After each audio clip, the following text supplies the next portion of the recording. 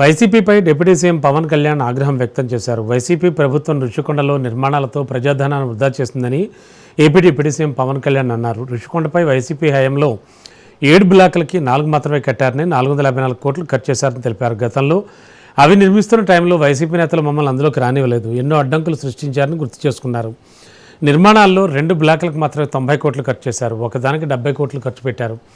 మరో బ్లాక్ 20 కోట్లతో కట్టారు, కానీ 7 బ్లాకులు కట్టాల్సి ఉండగా 4 మాత్రమే పూర్తి చేశారు. కానీ 4 బ్లాకులకే ఏకంగా 454 కోట్లు ఖర్చు చేయడంపై పవన్ కళ్యాణ్ ఆశ్చర్యం వ్యక్తం చేశారు. జనసేన విస్తృత స్థాయి సమావేశాలు విశాఖపట్నంలో జరుగుతున్నాయి. ఈ సందర్భంగా మంత్రులు నాదెండ్ల మనోహర్, కందుల దుర్గేష్, జనసేన పార్టీ ఎంపీలు, ఎమ్మెల్యేలతో కలిసి డిప్యూటీ సీఎం పవన్ కళ్యాణ్ రుషికొండ మీద నిర్మాణాలు పరిశీలించారు. కొత్త అది చాలా 454 కోట్లు పెట్టి కట్టారు. 69 ఎకరాల్లో 7 బ్లాకుల్లో 7 బ్లాక్స్ నిర్మాణానికి వాళ్ళు చేశారు. అది కూడా ఏం చేశారంటే ఎక్స్టెన్షన్ ఆఫ్ ఎగ్జిస్టింగ్ రిసార్ట్ కింద చెప్పారు. గవర్నమెంట్ జీవోలో ఏముందంటే redevelopment of existence resort, that's how they have raised the bill. దాంట్లో 2 బ్లాకులే పెట్టారు.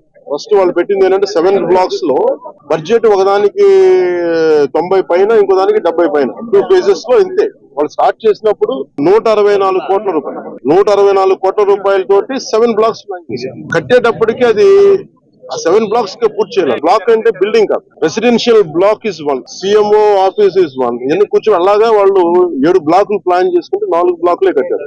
7 బ్లాకులకి వాళ్ళు ప్లాన్ చేసినప్పుడు 92 కోట్లు ఫస్ట్ ఫేజ్, రెండో ఫేజ్ 53 కోట్లు. సో రెండు కొంచెం అటు ఇటుగా పెడితే 160 కోట్లు పై చిల్లుకు వాళ్ళ ఒరిజినల్ ప్లాన్. అది ఏదైనా సరే ఇంకో చోట పైకి వెళ్ళిందంటే ఒక 2 అవుతుంది.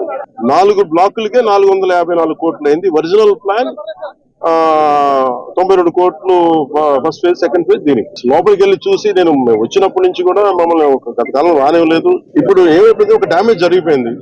రుషికొండ ఒకప్పుడు ఇక్కడ రిసార్ట్స్ ఉన్నప్పుడు టూరిజం మన శాఖకి ఆదాయం 7 కోట్లు ఉంది. 7 కోట్ల ఆదాయం కోల్పోగా ఇప్పుడు అదనపు భారం 453 కోట్లు పడి ఇప్పుడు కరెంటు బిల్లు ఆదాయ మన సంవత్సరానికి కట్టాల్సిన ఇంకా ఉపయోగించకుండా జస్ట్ అది లైట్ లేసి అప్పుడప్పుడు ఏసీ లాంచ్ చేయడానికి 15 లక్షలు అవుతుంది. దాని వల్ల ప్రాబ్లం ఏముందంటే కొత్త అది చాలా